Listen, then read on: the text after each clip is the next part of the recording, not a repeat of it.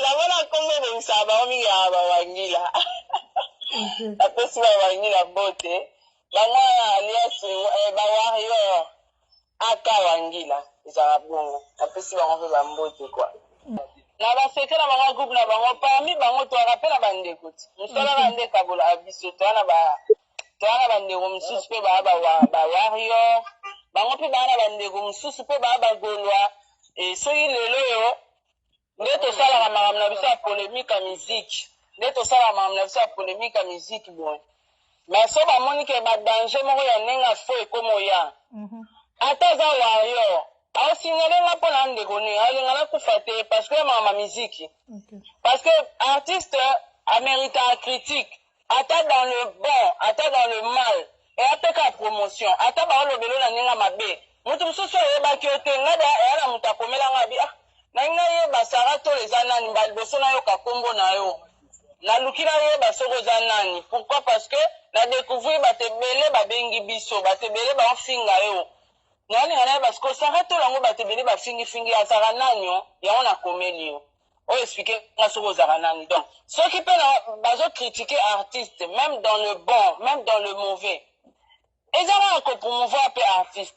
Et puis de deux, ceux qui vont critiquer, n'a mon qu'il faut l'ingara négatif, bah tu vas à la cas positif vers yo te que ça le cas bien te. Faut pas te souba lo ba que sali ma be, souba lo sali ma lam. Maman ta la politique opposition à la cas.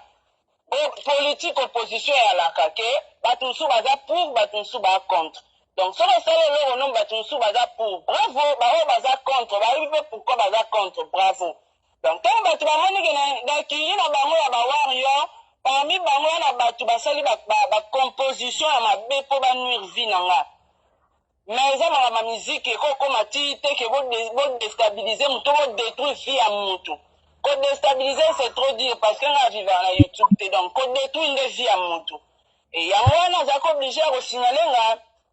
parce que mutu na mutu na choix na ye. La famille na biso ya na bato ba warrior et la famille pe ya ba warrior et na bato nsu pe ba golwa et pe na bato nsu ba soute na bato nsu donc eza bongo donc famille moko te zala bango nyonso ne bazala ba fana jibe bango nyonso ba fana wera te na kati ba fana wera bana bandeko na bango pe ba fana jibe na kati ba fana jibe ba bandeko na bango pe ba fana kofi donc c'est un peu ça so il va faire jamais comment il chela. Donc, na pe na bandeko na o ba wario ba na kati ba groupe na bango. Bango batu ba bimisela nga ba voice wana, sara sala attention tala boza ba voice yango na ba quartier. Yango na lo ba ke na zara lango. Mais na tala émission mon côté ya fali pour paloba ke ya lingara ba critique te, ya lingara te ba sale ba analyse ma be na tala o tala émission bongo te. Oui, il y a un problème, Marie-Laure. Le problème est dans la fan. La fan, au moins, nous tous as artiste qui a fait un succès. Balinga ka to journaliste nga fra lo ba ka bien pour na Okay, mais yo penza o la kisa pena position ba émission nyonso sala mikolo yo na place o finga ba warrior wana mutu ba yaka ko fingo na ba commentaire na ba WhatsApp jusqu'au komi ko finga sko ki bo moto ya fali pour komi ko finga e salo attaquer bato ba attaquer kala pour bango baza fali pour pate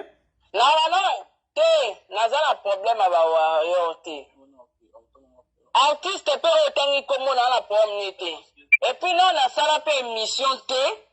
pona finga ye te non na émission ndenge wana te na chaîne nanga na zo émission mo na sali na bando finga artiste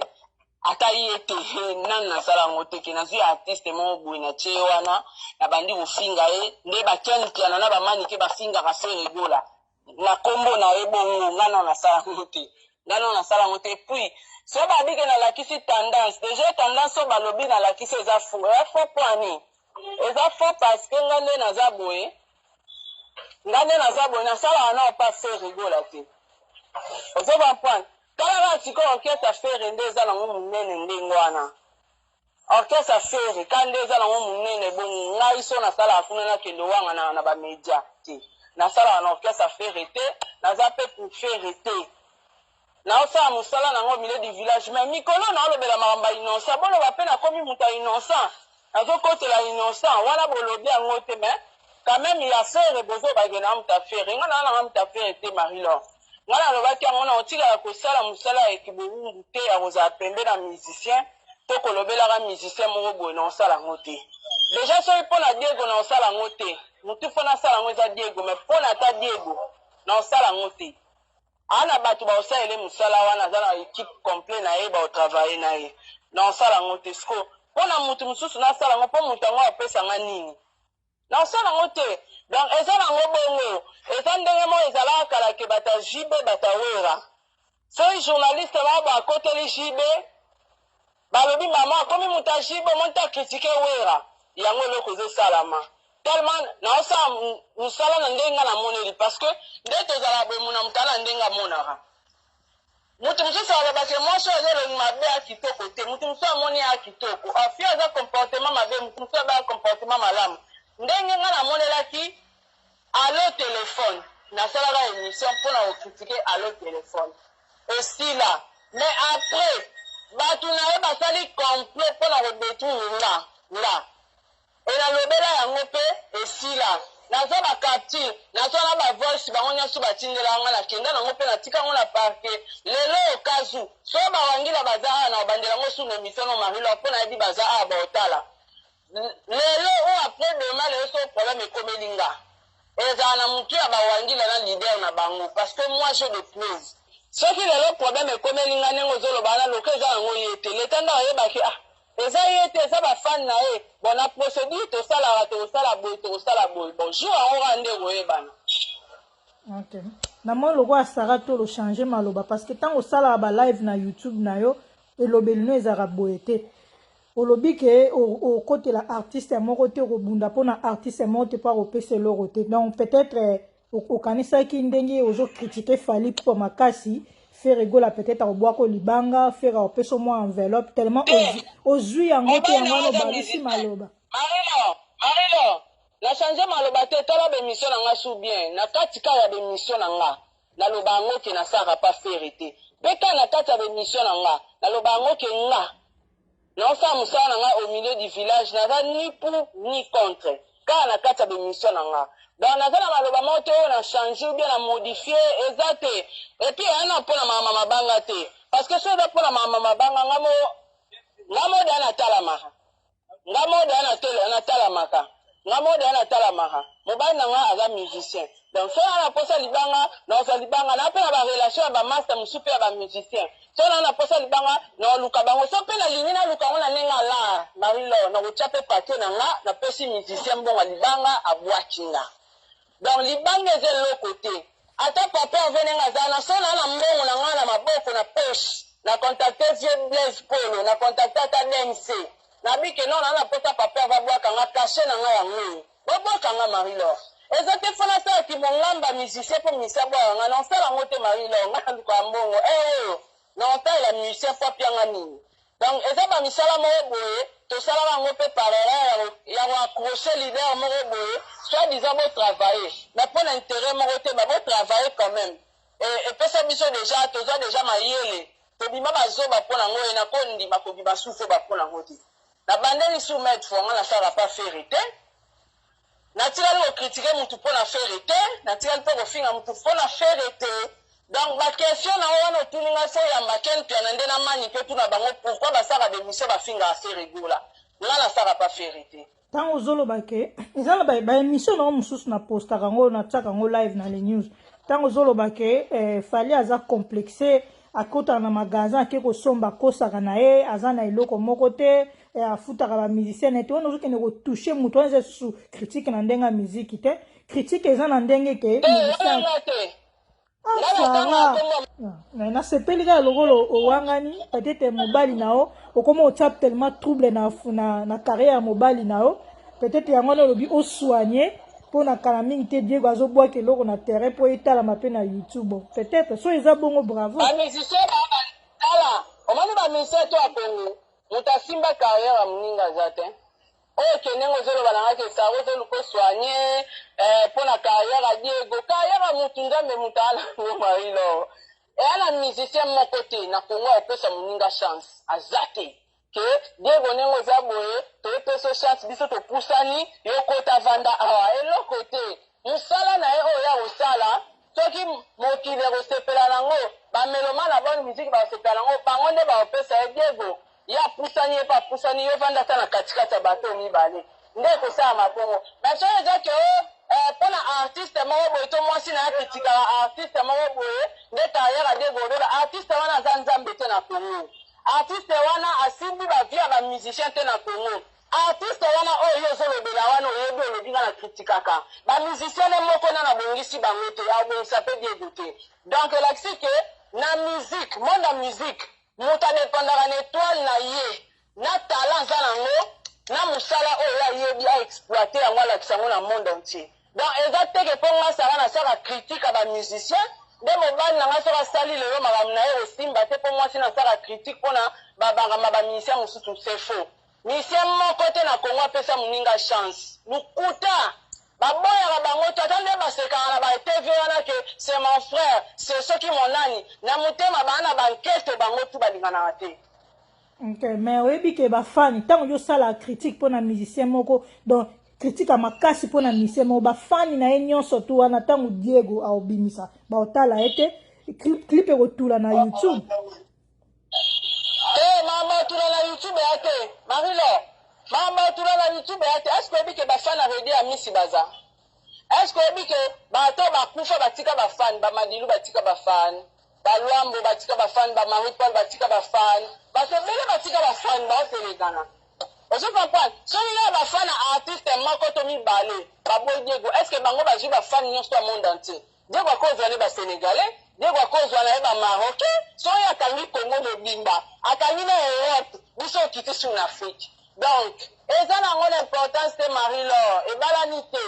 ebalani te makambo nga nasalaka na vie musicale ya Diego ezobalana te parce que nga nasaka makambo na nga na ndenge na nga Diego asaka makambo na musique na ndenge nga na ye tokutanaka na ndaku papa awuti makambo na mosala nga mpe nawuti makambo na nga mosala esili. En tout cas bonne chance mpona Diego parce que soki okotaka les news so na poste eloko na yo mokende otalaka bacommentaire ezalaka toujours ya mabe mutu moko te atika koloba malamu na yo ke ozoboma carrière mobali na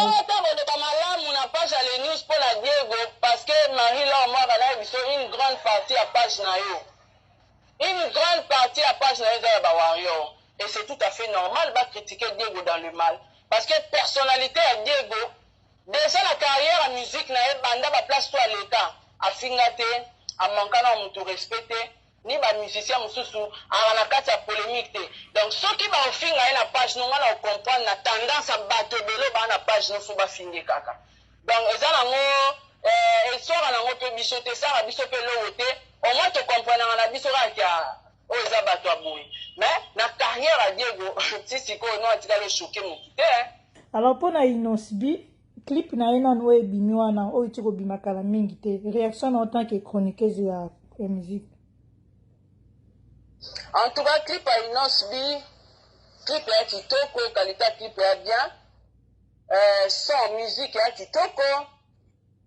nzembo ya kitoko Corée surtout Corée Marino erreur moko baartiste na biso balider tolobaka mingimingi na balider parce que balider lelo bakoma tellement salade ya succès bakoma ogere na makambo tuka ya bango ekoma ye moko apesaka mbunda na monoko ye moko apesaka guitare ye moko apesaka partition omoni lelo ozoboma miziki yango entre temps mutu na mutu fo sala mosala na ye ntango otie bato bazala pembeni na yo batravaille fo mutu na mutu ya koexploite talent na ye pembeni na yo tomoni te oza maître ya orchestre vision ya mouvement eza ya yo okopesa na yo mais fo tika mutu asexprime abimisa talent na ye oyo eza kati na ye yo balider na biso bazosala bakoma konéglige bachorégraphe bango moko bakoma bachorégraphe tellement aza lider bato baoyokeka sho eza te te fo tobinango bo oyo babosani ke bazwaka nzembo opesi générique epa chorégraphe ayoki yango ata pendant 3 jours abandi ocréer badanse aya alakisi bino soki osepeli nango so mpe ya mabe eza okokorige parce que eza eloko no tenga alingi danse oyo te eza mabe tenga nalingi sike balider na biso eloko eboma bango nde kibenga amonaka abenga chorégraphe ebine neti ayebi rien aopesa nyonso na danse akolakisa. Donc c'est un peu ça, mais Innos bi en tout cas Corée na eza kitoko très simple et très facile mutu nyonso akobi nango na mwana moke conception à clip, moi j'ai aimé. Malgré les bisons de tabac, la tigre,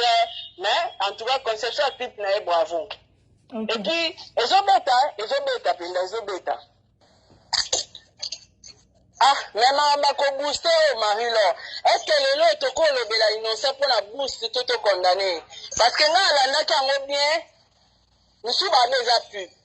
Bon, bah te belé va confirmer biso et ça pour booster. Là, si on a un divin, on a chose à booster. Le rappel à informaticien, bon, un divin, on a chose à booster. Parce que le lot innocent à booster.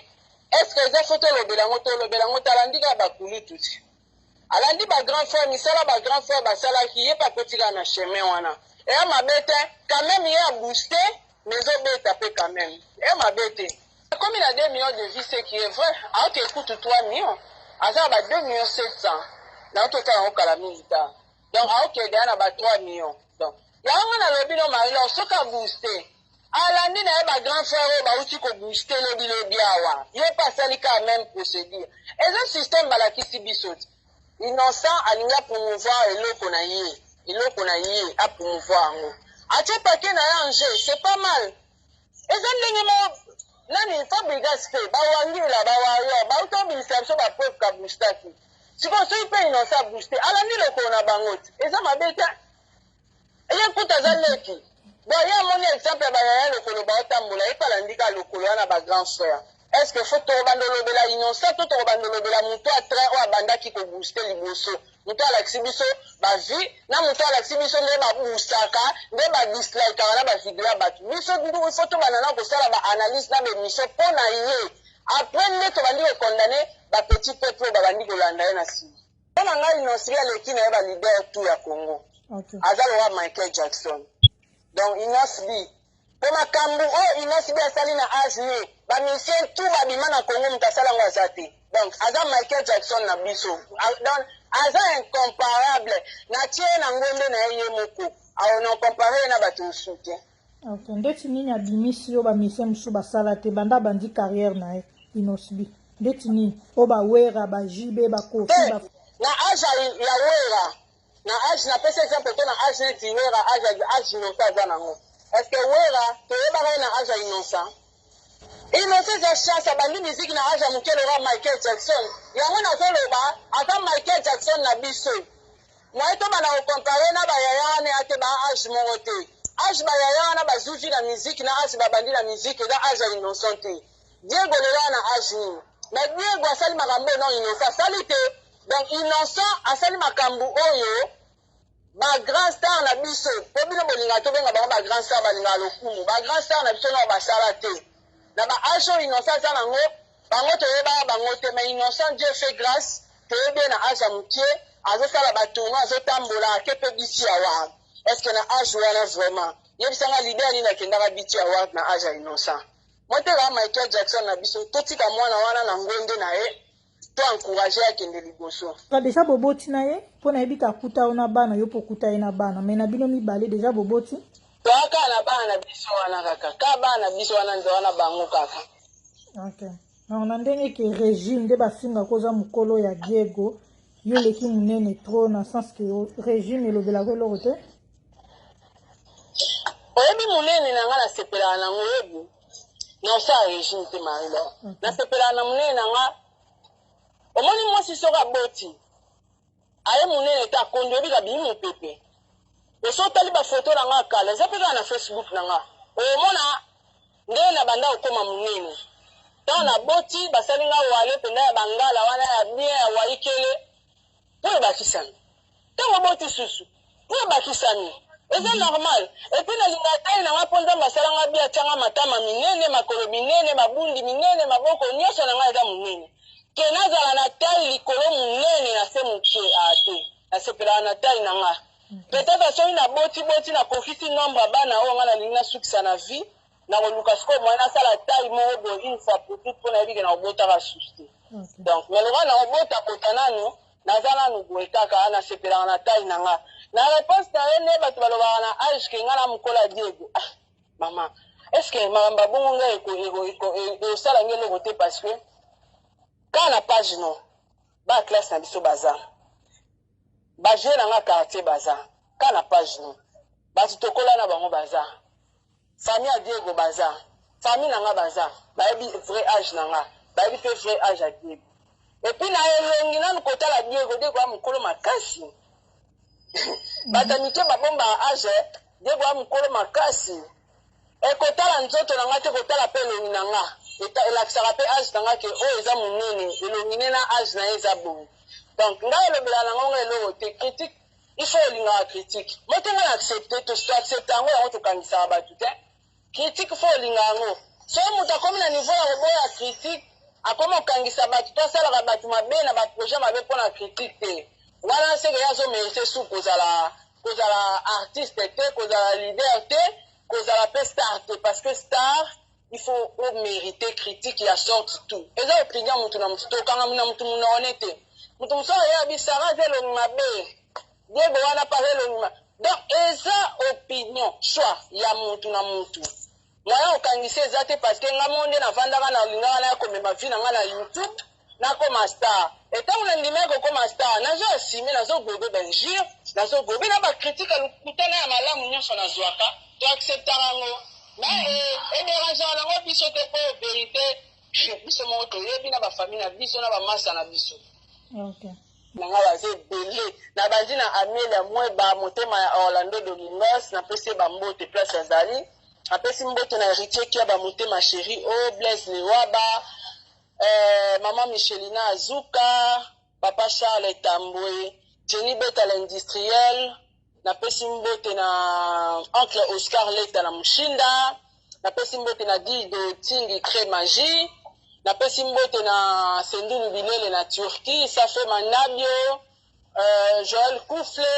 bana Turquie nyonso na pebno bambote en tout cas Blaise Lewaba mon vieux yo oza de terre donc nayebi ke olanda émission opolandaka nga mpena partout quoi napesi mbote na Cristiano Andrus Biatango napesi mbote na Bustano baza ebele napesi mbote na Dimitri Bonganya Jonathan Bonganya bato nyonso tu balinganga Marie-Laure 100% en soutien Sarah Tola wana bina groupe moko boye ya bato na nga bafani na nga privé basoutenaka ngai lokola badinoa Kupembele Bagaston Bashala bamama Madi Wembe baza ebele bamama Jeanne Grace Ndoki baza ebele napesi bango tu bambote na lingaka bango vraiment sans oublier Mobala Libala l'homme de ma vie mon mari que j'aime beaucoup l'artiste Diego Milito napesi pe bambote place azali boyoki mambo alobi point de vue na ye apesi ndenge asalaka baémission na ye awangani na ye c'est bien nga na sepe ndenge Sarah Tola awangani ke afingaka na ye baartiste te c'est bien parce que na suka eloko tozoluka yango wana kimia ekota kosala critique eza kofinga te okosala artiste osali critique na single moko artiste abimi su bien nzembo moko boye esuki wana me bachroniqueuse ebele bakotaka vraiment ntina bavie privée nde yango mpe nde eshokaka mpe bafanatique bon lokola Sarah Tola sokoli na ye maboko oyo alobi awa na le news mais totala na mikolo ezoya na baémission na ye soki aloba kaka ndenge alobi boye donc voilà merci na ndenge bolandi mwa lisolo tobeti na Sarah ezalaki ngai wa bino Marie-Laure mwaka animatrice na bino na Canada lelo toza le 5 mercredi le 5 août 2020 merci tokutani prochainement.